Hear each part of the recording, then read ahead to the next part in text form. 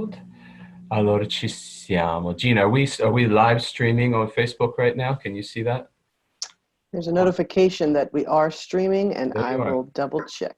Okay, all right. Well, anyway, buongiorno everybody. My name is Matt Platania, and I'm here with Gina Andracchio, and we have a very special guest today, Giulia Perticucci from Il Grande Prato, one of the best bed and breakfasts in all of Italia, but especially Tuscany. So we really want to thank Giulia for taking a little minute of her working day. As you can see, she's in the reception right now of Il Grande Prato, the big meadow in English, I think, more or less, più o meno, Giulia, no? And we really want to know more about her and Il Grande Prato and her story. And I just have a quick something to say. When I first met Giulia, it's only been a few months. She was one of the first bed and breakfast. We went to the top and we tried to tell about mi.o and what we're doing. And she was very nice to join and put up a post and shared with me her story. And I thought it was really great and people would want to hear about it. So without further ado, benvenuta Giulia, and we're happy to have you. Ciao, grazie. And maybe you could tell us. Thank you for inviting me and to have the opportunity to share our story, which is the story of Il Grande Prato is very tightly connected with the story of my family. And so it's something that I know very well. So you can pose any question and I'll be happy to answer. Yeah, well, tell us in general, the basics, where you're located, what it is, how many rooms, and I see you're sitting in a very beautiful room right now and with many different pictures and things that might help tell the story. Yeah, we can start from the reception. Is basically the room where we welcome the guest, but not only because it's the place where there is also my desk, and most of the time the people like to sit here and chat. There's a lot of books and pictures and things that I call comfort stuffs, and something that belong to the memory also of my past life in the city and my family, because we moved here 26 years ago from Milano, our Italian little New York, the typical big commercial business city, charming, but with different rhythm. And sometimes people ask me, oh, do you get this property from, I don't know, your grandfather or whatever? And I say, unfortunately not. My husband and I, we fell in love with these ruins. In effect, I have a couple of pictures. I think it's interesting to see. Are the condition when we bought the property. Wow. And there was the only reason we could afford to buy it is that nobody wanted, basically. Because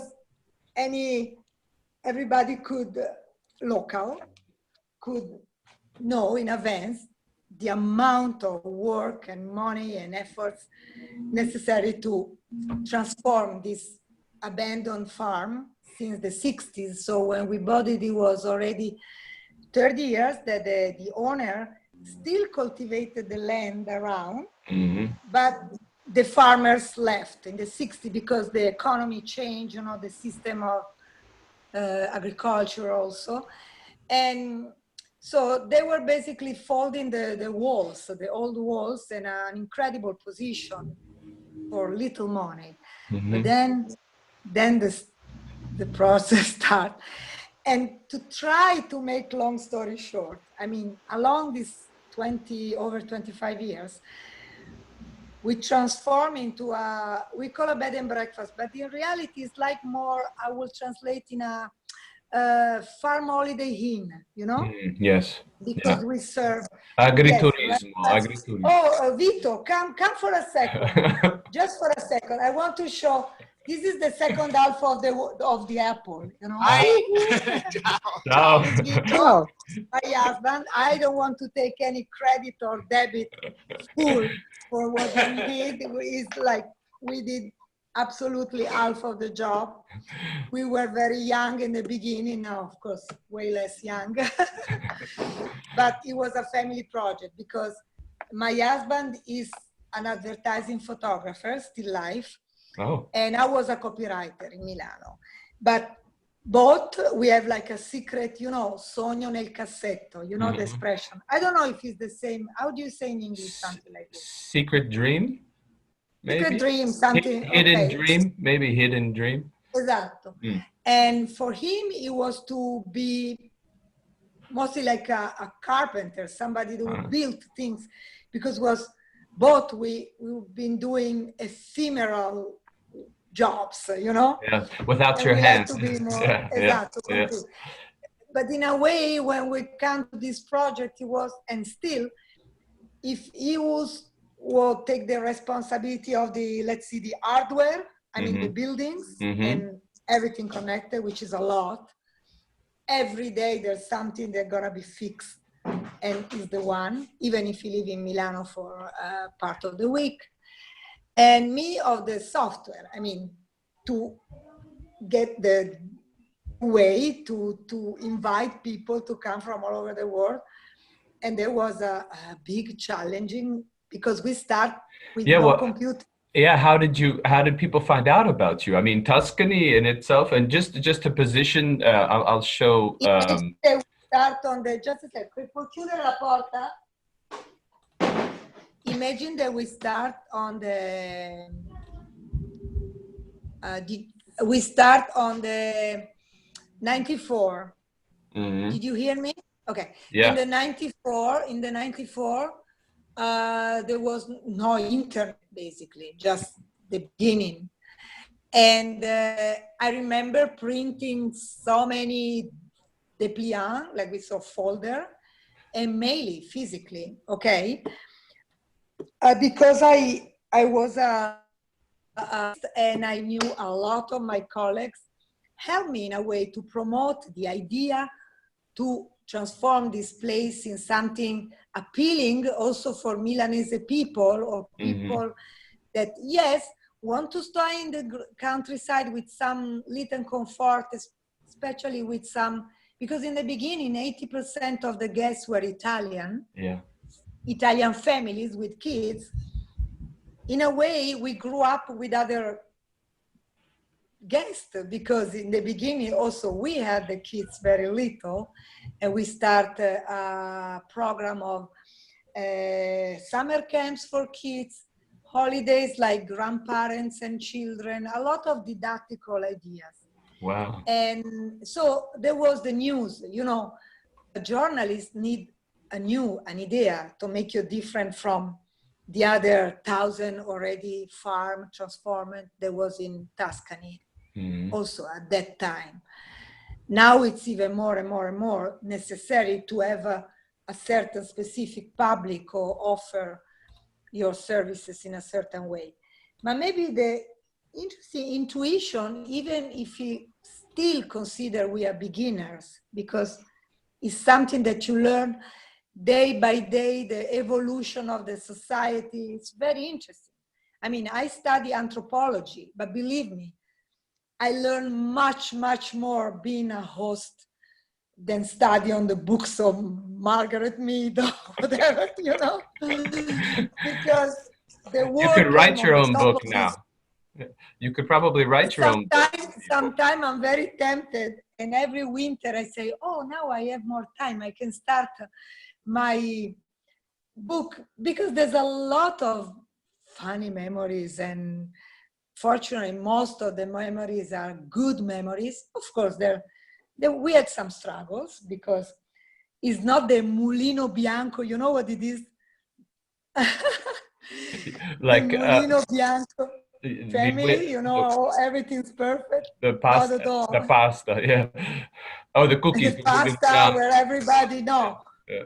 Sometimes we argue very passionately, very opinionated, esatto, because is a constant adjustment between the family needing, the money, the desire to please constantly different kind of public. For example, now we have a beautiful group from Oregon having a seminar, a yoga seminar. And the yoga teacher, Stuart, this is the 12 years in a row that is coming here. So a big proof of faith in my property. And how many people can stay at one time? Is the entire agriturismo is full with the yogas? All the rooms, okay, we have 18 rooms. All the rooms are with 2, 3, or 4, some are with 3 or 4 beds. Okay. The total is 40. Oh, Actually, we have 25 guests because we use the rooms, two people or 1 people per room. The average, I would say, is 30 people. Is very nice. Is a very nice number but sometimes for weddings or other events, we need more, the maximum capacity. And also we cooperate with other nice bed and breakfast around for extra rooms in case. Because our kitchen, this is another important point to say, since the beginning, even if it was a huge commitment, we decided to do not offer just bed and breakfast, but to have a kitchen, a private chef, and prepare the meals every day, dinner every night, and mostly also lunch for groups, you know, when they have to stay like residential seminars or for kids especially. You can say, okay, go in a restaurant in the area to have lunch. In the last 3 seasons, I had a huge pleasure to have my kids that they open a place 10 minutes walking from where we are, and they offer lunch, aperitivo. So we cooperate in a nice way. so the next generation is now involved. That's fantastic. This is something that, believe me, in my wildest dreams, I could imagine my kids that 10 years ago, they left home because they're like unusual Italian kids. You know, the mammismo? Yes. Okay, I think they love me dearly, but they left to go to study and work after graduation Sure. the high school. My daughter went first to Milano, then to Spain. My son went to Amsterdam, South of America. But fortunately, the attraction of the roots and from this family project was strong enough to make them come back. Yeah. With their own project. I'm really proud to say that when I go there, I'm a guest like any other. Of course, they know that I'm like the general inspector. Do they charge you? But I can see their business growing, and I can be more happy.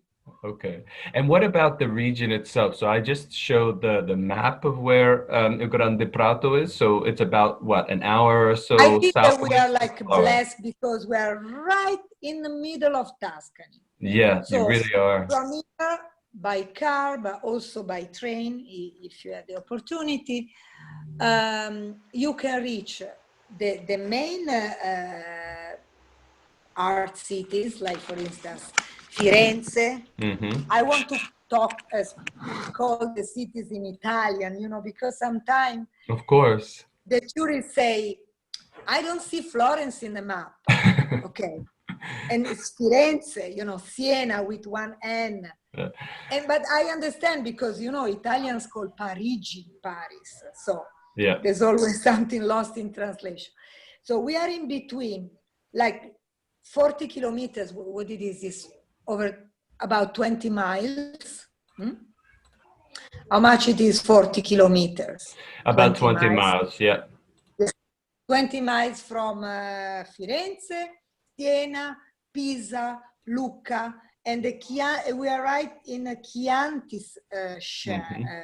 Shire, you know, like. Yes.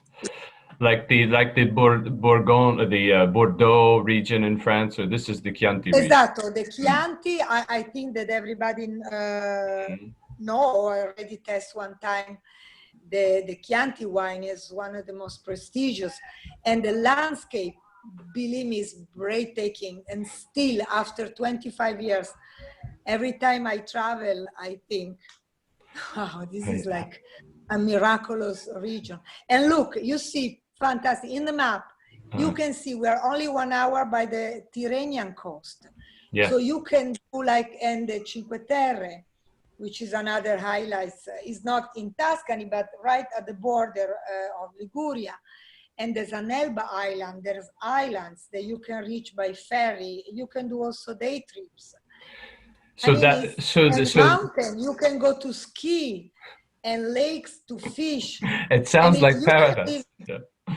Really, it is. Yeah. Unfortunately, sometimes, and I don't want to be like too aggressive, but I want to say the Tuscan people, the people that grew up here, they don't realize how lucky they are. Mm-hmm. And they don't treat their land and the guests that go with all this love for Tuscany in the right way.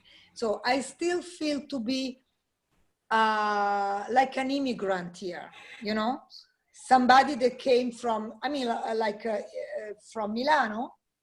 I moved pushed by, in a way, the love for this country. And sometimes I realize that some of my colleagues, they don't even understand the expectation, you know. Yeah. So we have to show the best of Tuscany, because it's not all rose fiori, how do you say? Roses and flowers, but it's not all roses and flowers. Peaches and cream. We say peaches and cream. Esatto, there's some parts of the country, esatto, that give you really an incredible experience, but you have to give some good tips to the guests so they don't go in tourist traps. In the tourist traps. And so what about food? I mean, you mentioned Chianti. Is there any, do you serve food at Il Grande Prato? Yes, we serve exclusively local food, because there's no reason to do not take advantage of this rich region. There's something specific of this region, which is truffles, for example. You know, in Italy, there's 2 areas for truffles. One is the most prestigious, is Alba in Piemonte, and the other is San Miniato in Tuscany, which is only 20 minutes drive from here. Mm-hmm. So it's easy to have like fresh truffle, white in summer, black in winter.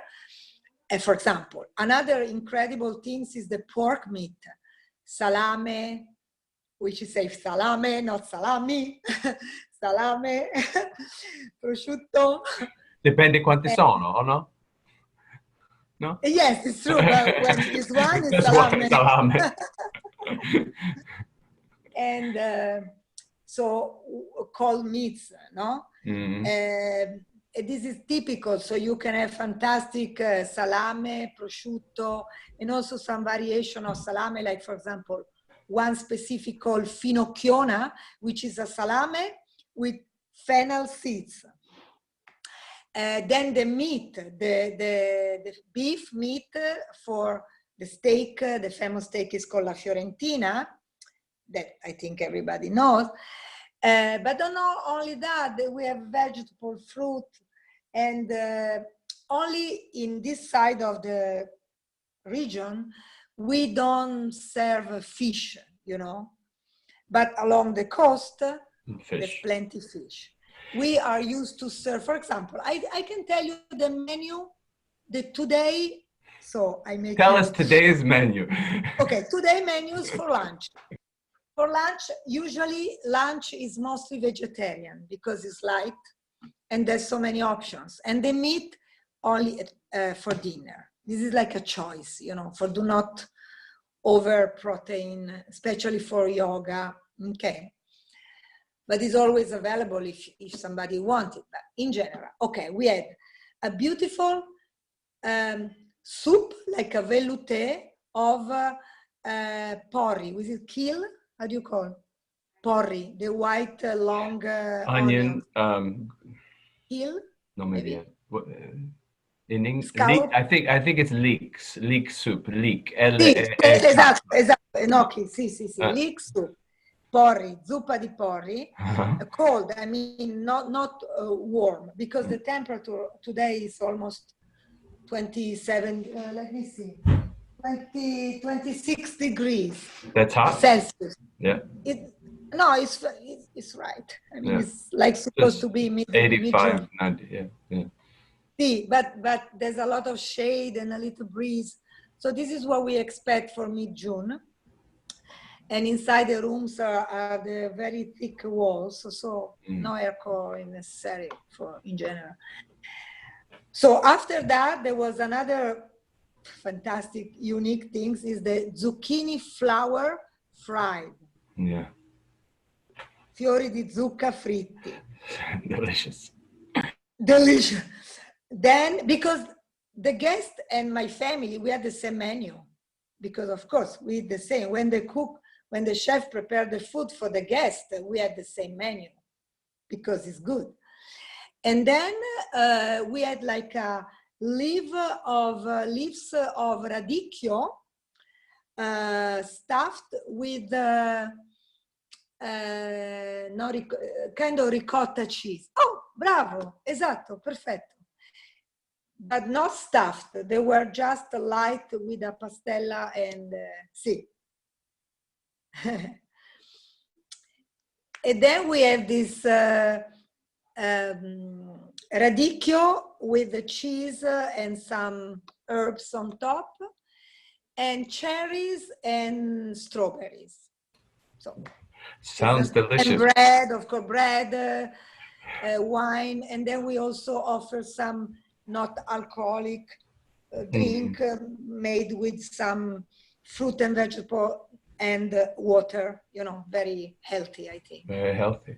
And so for people coming, you know, when we send this around, there'll be people that have been to Italy, the people that have never been to Italy. Where you are geographically, does it lend itself to people coming and staying with you and then seeing the towns as a base? Or how do people usually Yeah, do usually it's what we do. I suggest people to fly, for example, from the United States. There's very interesting offer between Milan, for example, New York or other part of the country, to Milano, Malpensa, you know, or Roma, Fiumicino.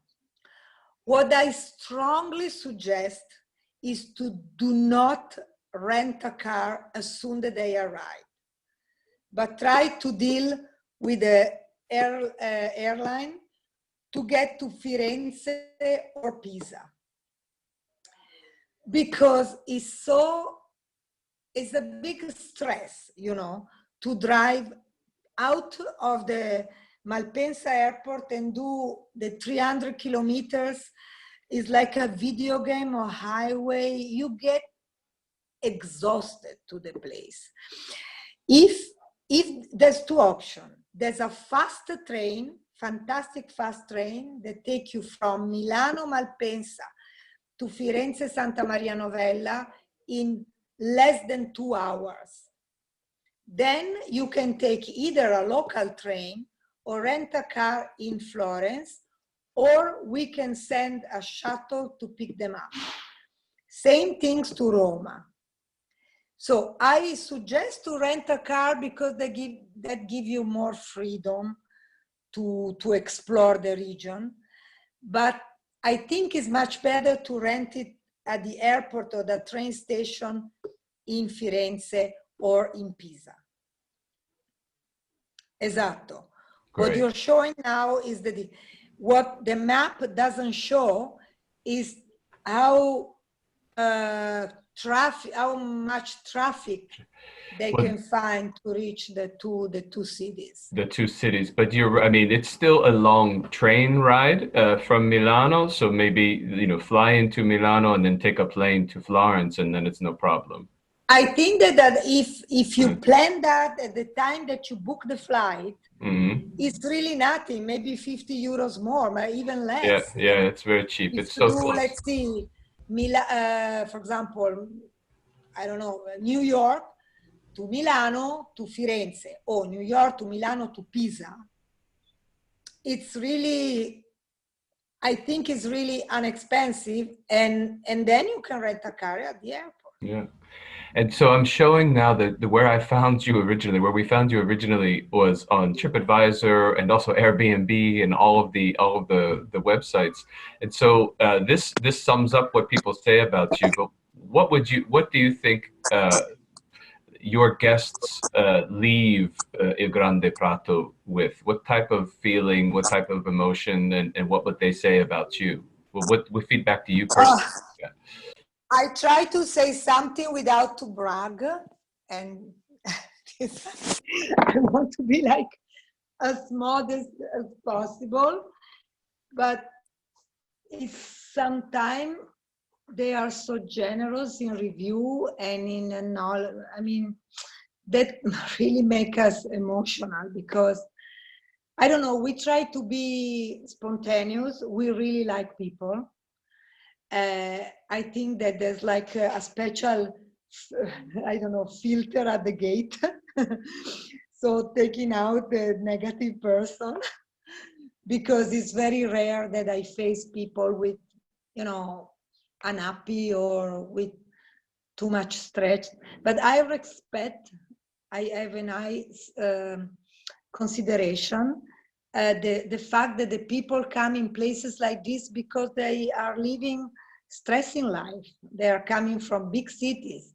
They are struggling with their like everyday routine. So they have to find a peaceful but not boring place to be welcome with a smile, even if not for us, not every day is easy, because of course we have our family struggles, we have some difficult, the staff is wonderful, but sometimes drive me crazy.